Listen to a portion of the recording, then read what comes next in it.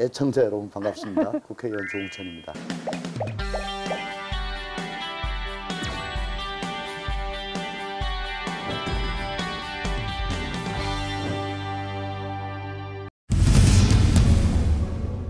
이 검찰개혁 혹은 수사권 조정에 대해서는 저는 애초부터 첫 단추가 잘못 깨져 있다. 수사권을 조정을 해야 되는데 수사권은 조정 안 하고 수사 지휘권을 조정을 했다. 이게 무슨 얘기냐? 정치적 수사, 봐주기 수사, 표적 수사 다 특수부 수사입니다. 이 분야를 드러내서 제3의 기관으로 보내고 경찰이 수사해서 보내온 거를 보완 수사하는 새로 뭘 수사를 하는 게 아니고 경찰이 수사 과정에서 놓친 게 있는지 없는지 또 인권 침해를 한 게 있는지 없는지 결론이 맞는지 틀린지 잘못된 게 있는지 없는지 이런 것들을 살펴보는 겁니다. 쉽게 얘기해서 사기, 횡령, 배임, 또 교통사고, 폭력 이런 늘상 주위에서 보는 그런 사건들이 거의 대부분이죠. 이 분야는 더 강화하고 항상 문제가 되어왔던 그 표적 수사, 정책 중립이 의심되는 수사, 이런 특수부 수사 이 분야를 떼어내서 제3의 기관으로 보내자. 라는 게 사실은 이 수사권 조정의 본질입니다. 근데 어떻게 됐어요?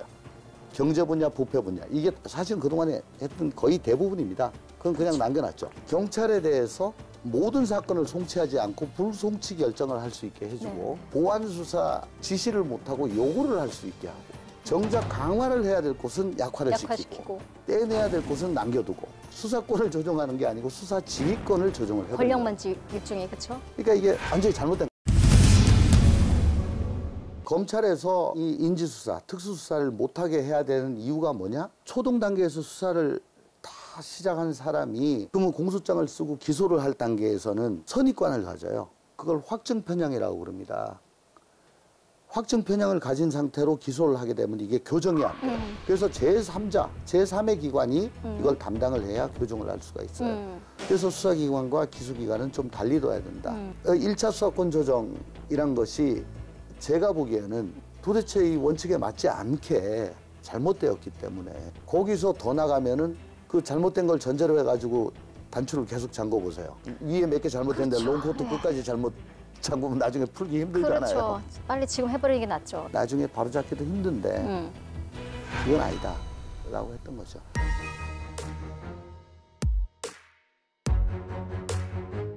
저는 당론 법안, 당론 확정 이란 것을 굉장히 싫어합니다. 왜냐하면 헌법상 국회의원은 양심에 따라 가지고 자기 표결에 참여할 수 있도록 국회법에도 그렇게 되어 있습니다. 근데 당론이라고 딱 정해지면은 거기에 반하게 되면은 당론 위배, 그래서 징계에 들어가게 되는 거예요. 일정 부분 헌법이나 국회법에 반하게 됩니다.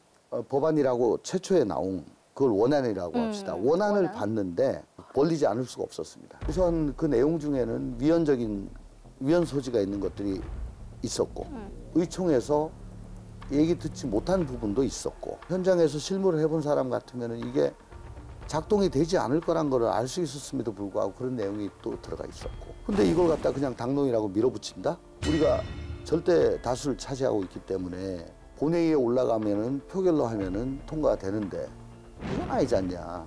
나는 징계를 받더라도 반대할 수밖에 없다 라고 해서 사실은 장문의 편지를 썼습니다. 우리 당의 모든 국회의원들한테 친전으로 요지를 각 특별히 문제가 있다는 것들을 다 풀어가지고 또 이제 그걸 따로 붙여서 다 돌렸죠. 그 이후에 뭐 그것 때문이었는지 어쩐지 모르겠지만 수정 작업들이 좀 들어갔어요. 나중에 여야 합의안이라고 나왔는데 이 정도면은 뭐 처음보다는 한 60, 70점 정도는 줄 수 있겠다라고 싶었는데 저는 권성동 대표가 이 안을 안 받을 줄 알았어요. 근데 덜커덕 먼저 받아버리더라고요. 우리보다 더 먼저 받아버리더라고요. 저기서 받고 우리가 1시간 있다 받았습니다. 의총에서.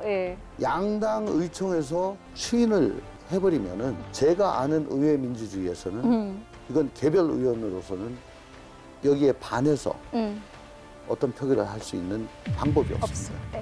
그래서 저는 양당이 합의한, 더군다나 의총까지 가서 합의한 그 내용을 제가 거부한다? 그거는 저 나름으로는 대의민주주의, 의회민주주의를 거부하는 것이다. 이거는 받지 않을 도리가 없다. 내용도 이 정도면은 한 6, 70점은 줄만하다. 라고 생각을 했던 거예요.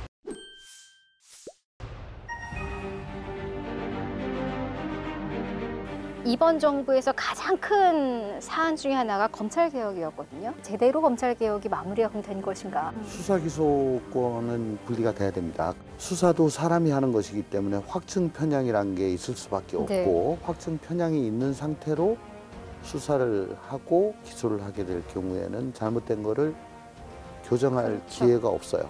모든 문제는 인사와 직무의 독립성이 있는데 그것만 보장이 되면은 사실은 뭐 사건 조정이니 뭐니 이거는 이제 그거보다는 한 단계 밑에 얘기인데 이 정권 지금 위정자 권력자의 눈밖에 나더라도 내 인사가 요동치지 않는다는 그런 확신만 있으면 정치적으로 편향되지 않습니다.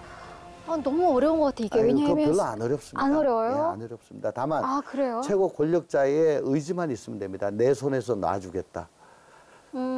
프랑스나 이탈리아 같은 경우를 보시면은 최고사법평의회라는 제도가 있습니다. 중수청장 혹은 차장 간부들에 대한 형식적 임명권은 대통령 혹은 총리한테 있습니다. 그렇지만 실질적으로 그 사람들을 물색하고 최종적으로 이 사람들을 대통령한테 건의하는 그까지의 권한을 최고사법평의회에서 하게 되죠.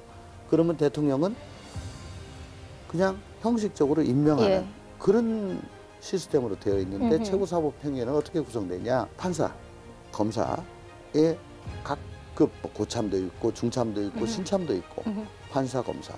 그다음에 덕망에 있는 일반 시민들. 어느 쪽으로도 쏠리지 않고 정치적 중립성, 독립성을 유지할 수 있게 하는 비결이 바로 최고사법평의회라는 그 제도에 있습니다. 수사기관은 중수청과 그다음에 그 민생범죄, 스트리트 크라임 이걸 담당하는 자치경찰이 있는 거죠. 중대수사청과 자치경찰. 이 사건들이 다 검찰로 오죠. 검찰은 이 양대 수사기관을 사법적으로 통제합니다. 어떻게 통제하냐? 모든 사건을 다 검찰에서 다룹니다. 다 다시 보죠. 다 복귀하죠.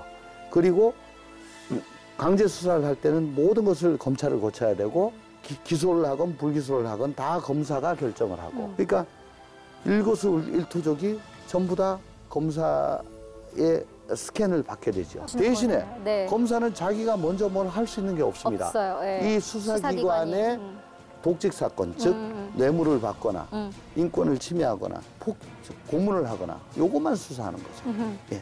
원래 이게 원형이었습니다. 근데 이게 6대 범죄로 이상하게 꼬이는 바람에 이게 난장판이 됩니다. 이게 원래 문재인 정부에서도 이게 원형이었어요.